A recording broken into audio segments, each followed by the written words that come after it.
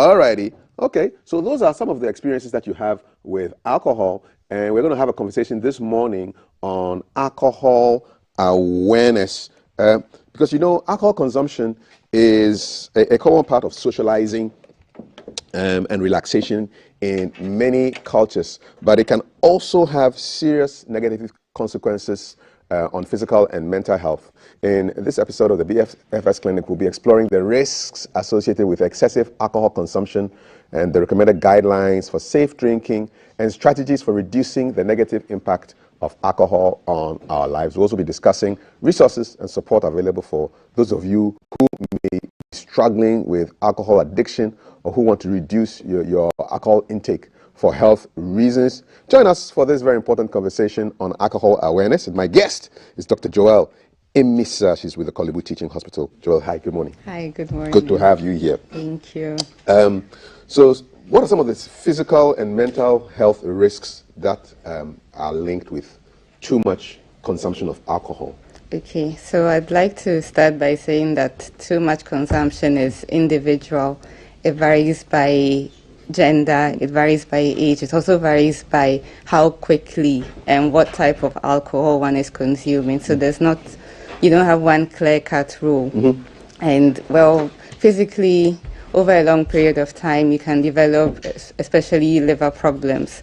So liver hepatitis, alcoholic hepatitis, mm-hmm. You can develop cancer. Aside that, you can develop heart problems, and then lung problems, kidney problems. And with regards to mental health, in the short term, what most people were describing: confusion, inability to really walk well, tell their surroundings. And then later on, you can actually have permanent changes in behavior. And permanent? Yes, permanent. Well, explain that. So that's because of all the changes that appear in your brain. Your brain shrinks, and sometimes... So brain shrinks? Yes. Studies have shown that... That's not good news. No, not at all. Okay. Yeah, your brain would shrink. Aside that, there will be changes in your lobe. So some people also experience permanent changes in their behavior. And then anxiety and depression have been also linked to... Okay. Alcohol. What are some of the permanent changes that you have seen in people who have drunk too much alcohol? So you'd realize that they are not able to keep a job, and that's because their ability to concentrate is impaired. Or someone would tell you that this person used to be quite affable, this person was sociable, now he or she is always at home, he or she doesn't want to socialize with anyone, or now this person has become very irritable or very aggressive. Okay. Yes. Please. Wow. So, with all these crazy stuff associated with too much alcohol, is it surprising that it's a legal substance that can be bought yes, it is. in shops everywhere? Does that surprise you as a doctor? No, actually. It doesn't? No. All right. Are there kind of guidelines for safe drinking of alcohol? So I have bad news for you. Okay.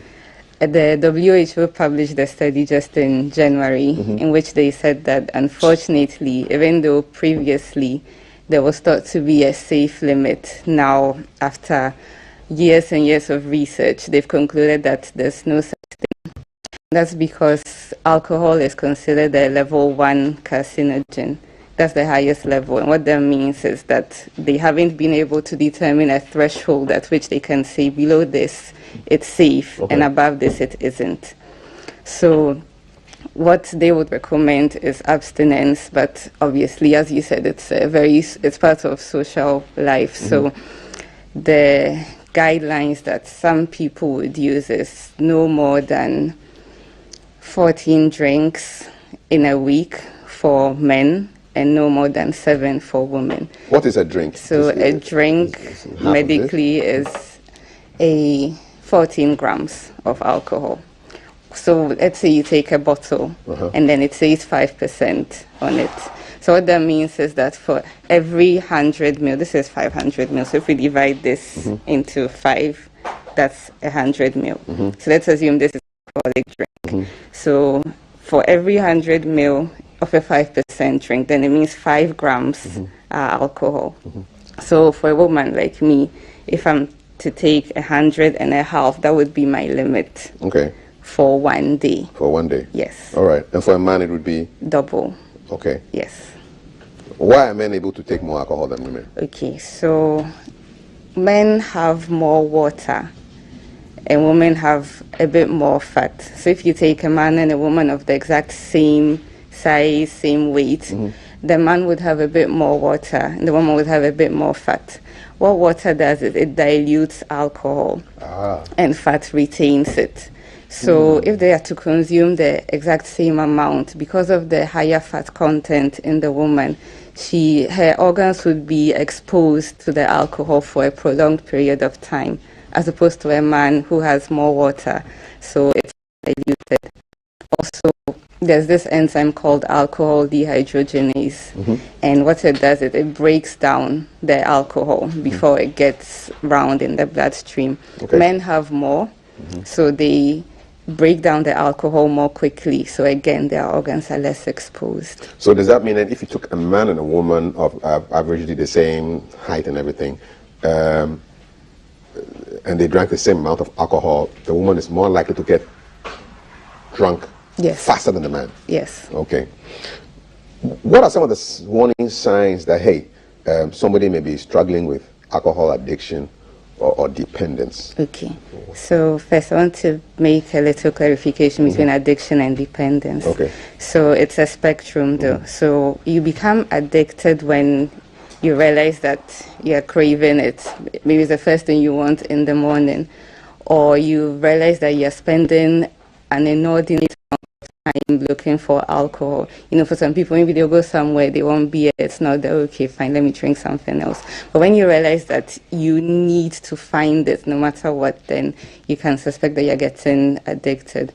Or when you realize that you keep drinking even in a dangerous situation like driving, or when operating heavy machinery, or when you realize that it's affecting your work life, your home life, your relationships with others, then that's another sign. Or when you realize that you used to find things enjoyable, maybe you used to play golf or hockey or something, and now you realize that you'd rather drink alcohol, or you realize that you'd rather want to stay indoors and not interact with anyone. So these are all signs of addiction, but they are diagnosed by a psychiatrist normally over a 12-month period.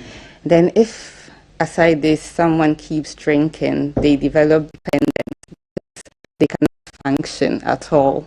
Without alcohol? Yes. So these are the people who, without alcohol, start getting tremors, or they are in an air-conditioned room like this one and they're still sweating, or they become aggressive, or they are irritable, and then the minute they have their fix, everything goes back to normal. They are able now. So they're almost like alcohol junkies? Yes, they are alcohol junkies. They cannot function without a drink? Yes.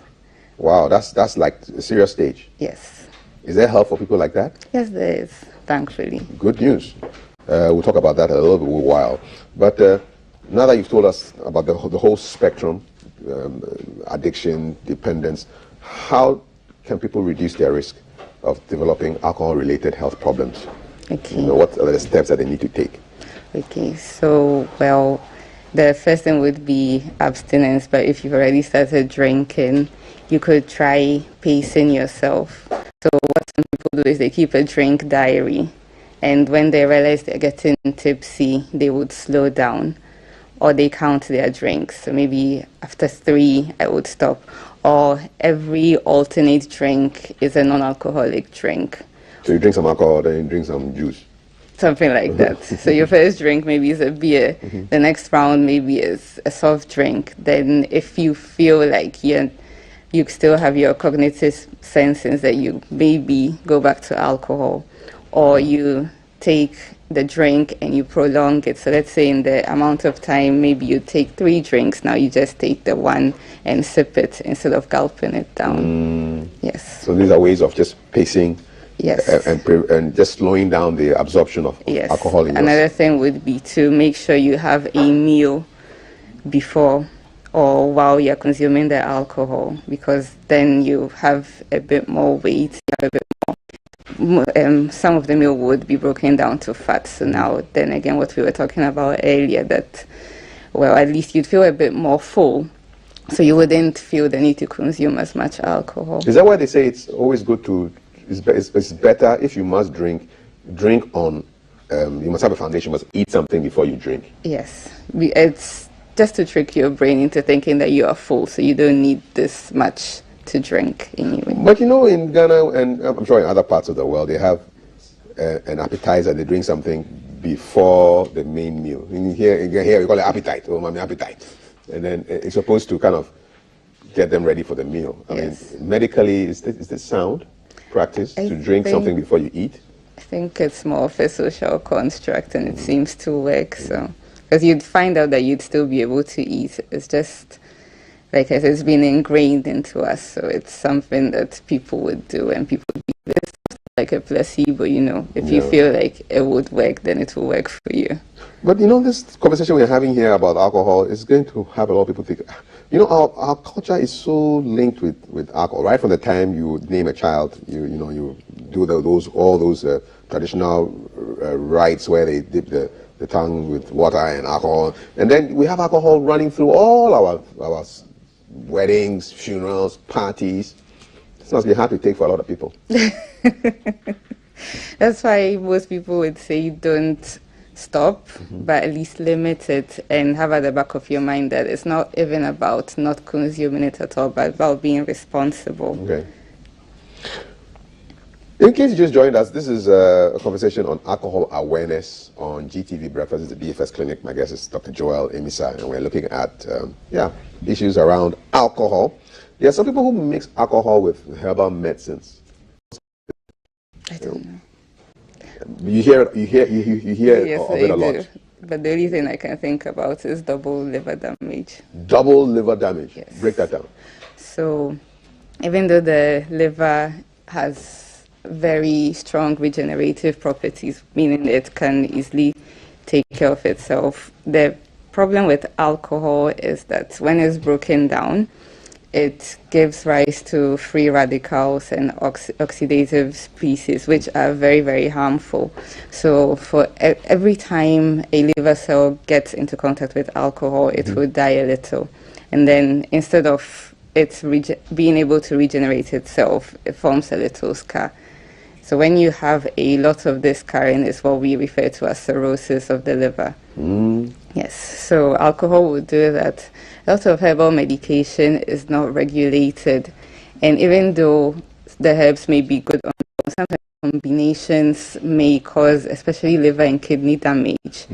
So now you have these two things, one proven to cause liver damage, the other one very likely to.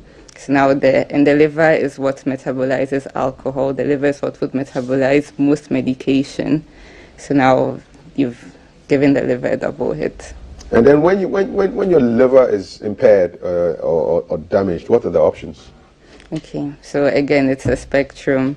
So initially, you'd have what we call a fatty liver. So in that case, like I said, you have the liver metabolizing the alcohol, and some of the fat would stay, some of the broken down fat would stay onto the liver. But at that time, you may not even realize that you have it. Normally, it's found when you're looking for something else and you do an ultrasound, and the radiologist or the sonographer realizes that, oh, this person's liver actually has quite some fat. And it's normally due to alcohol consumption. So at that point, the advice would be to stop. After a few months, it can go back to the normal healthy liver. But if then you continue drinking, then you can develop what is known as an alcoholic hepatitis, which has both mild and moderate and severe forms. So in the mild form, you'd have someone who maybe would come with a bit of a fever, and then their pulse is higher than normal. Then they'd have pain in the area of the liver, which is on the right, under your rib cage. Right side? Yes. Rib cage. So they'd have pain there. And sometimes the liver would be enlarged, but it would still be soft when you try to touch it. And then you can actually feel your liver? If it's enlarged, yes. Oh, you shouldn't feel it? No, not at all. But well, a healthcare professional would be able to feel it, yes. Right. And then if it's severe, then you get the jaundice, you know, the people with the yellow eyes. In fair people, their skin would become yellow. And then because the liver also helps with bleeding and the clotting factors, because now these are all deranged, they may end up bleeding a lot more. Maybe something like a little bruise would end up with a very large area. They may complain that when they're brushing their teeth, there's a whole lot of blood, or they just end up vomiting frank blood. Yes, and then it would progress on to the... It's frank blood. So you vomit, and it's not vomit, it's just blood coming out. Yes. And that means there's some serious damage. That means there's bleeding in your esophagus, and it's also caused by alcohol, excessive alcohol intake. Yes. Does surgery help? Surgery for the bleeding? No, for your liver issues. Yeah. For your liver issues, the management is mostly conservative. The other thing would be if the liver is totally gone, the only thing to do is a transplant. Oh, do we do liver transplants in Ghana? We don't do organ transplants yet. Wow, so that means going to India or some place you're going to do that stuff. Yes, please. Man, alcohol, wow. Let's move away from the liver and talk a little bit about the mind, the mental health. You touched on it, that alcohol can impair your mental health. What are some of the strategies for reducing the impact on mental health that you can use? Okay. So, well, first of all, I'd say you'd have to identify why you drink. And I would want to link this to the social theory, which says that whenever you engage in a behavior, it means that you can copy this behavior and you've seen rewards. So if you can find something that gives you a higher reward than drinking, that would be a good coping mechanism. But aside that, if you realize that you're drinking too much, my first thing would be to talk to a trusted person, so you have sort of like an accountability partner. If that doesn't work, then you could always see a therapist, again, to unpack the reason why.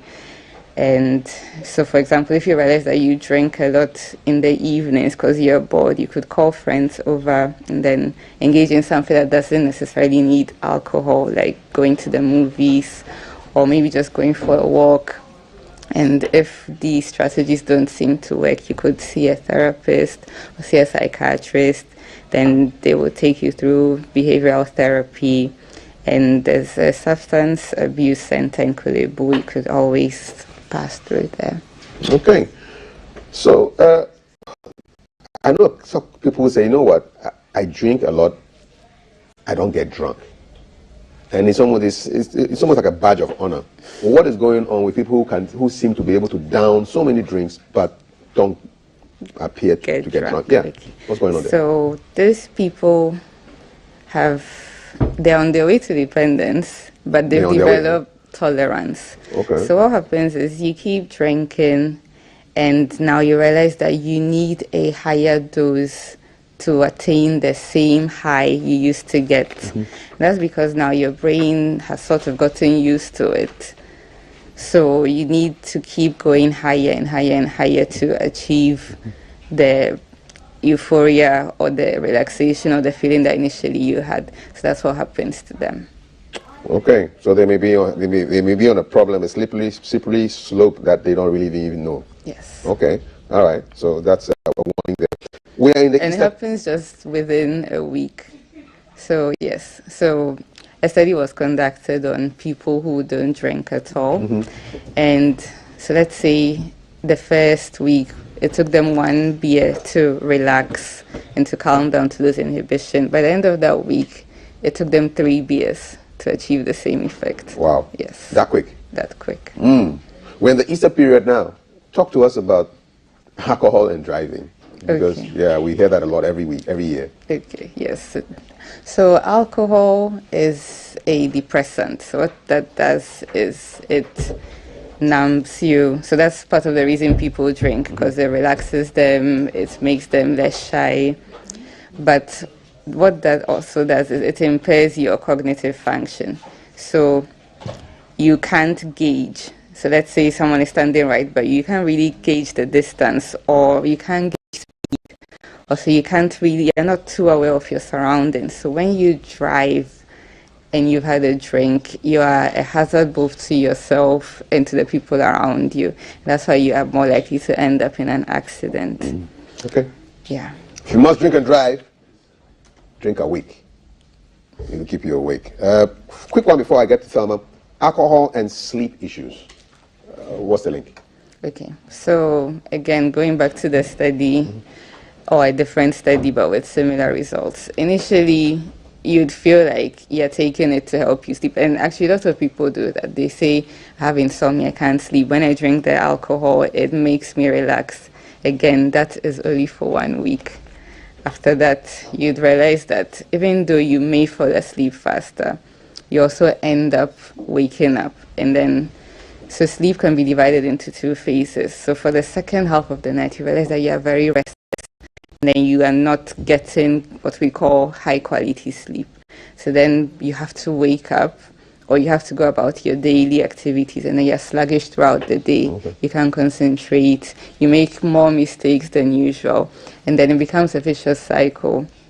And this cycle of being awake but being tired, and when you want to sleep, you can then you can get the anxiety and depression that we were talking about. All right, slippery slope.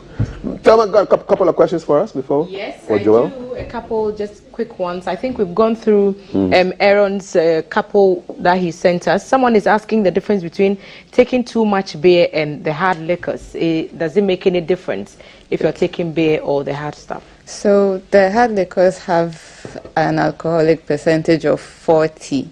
So for the same 100 ml, you'd have 40 grams. And beer, it can go anywhere between 5 to 7. So then it means that you're likely to get more drunk on hard liquor than on beer. Okay, so there you go. Kav, the way this doctor talks can even heal man without taking the medications. St. Mark sent us that from Spintex, and here I'll hand it over back to you. All right. Thank you, Doc. Thank you so much, Thelma. Final question. What advice would you give to people who may be struggling with alcohol consumption and support systems? What kind of support systems are available for friends and family who want to help people who are addicted? So first, I'd like to say don't beat yourself up too much. Don't give in to the feelings of guilt and depression. There's always a way out. So the first thing is to acknowledge your problem. In a society, there's a lot of stigma around being perceived as weak or being perceived as an alcoholic. So again, find a trusted friend or a trusted family member, talk to them, and then all the things we were talking about, find your triggers, pace yourself, try to limit, especially if you've gotten into withdrawal or dependence. If you try to stop abruptly, you're likely to end up in the hospital. So pace yourself and then seek professional help. Talk to therapists, talk to psychiatrists, talk to, like I said, the substance abuse center. And for friends and relatives, I'd also like to say, don't be too hard on this person. You'd also have to acknowledge that a lot of people don't set up wanting to become alcoholics. Maybe there's something in their life, maybe it's work related, or it's, for some people find it's peer pressure, but there's another problem that needs to be solved, and then usually they would get better. So just try to support them with encouraging words, try and spend more time with them to take their mind away from the alcohol, and don't be too hard on these people. Okay. Joel, thank you very much. Thank you for Dr. having me. Joel Emisa is a doctor at the Korle Bu Teaching Hospital, and she's given us more information on how to be more aware about the alcohol that you consume. This segment will air again tonight, 11:30 p.m. So for those of you who are night owls doing night duty and all kinds of things, you can tune in and watch. If you can't wait that long, just go to our Facebook page, GTV Ghana. You see this whole conversation right there, right now. It's hashtag GTV Breakfast. Still to come, conversations with Avit, the Afrofusion artist. Airport View Hotel is celebrating 21 years of existence. If it were a human being, it would have been 3 years into voting. And we have Mr. Richard Ahiagban, who is the member of the NPP's communication team to come to respond to the true state of the nation's address, which in itself was a response to the State of Nation's address. And Social Media Corner with Valerie in about 20 minutes. And then Samini, aka Emmanuel Andrews Samini, aka SRC President Gimpa, will be here with Franco Usu, another SRC President, this time from KNUST, to look at the news. We want to have it from the students' perspective. So you stick around. This is GTV Breakfast. I'm drinking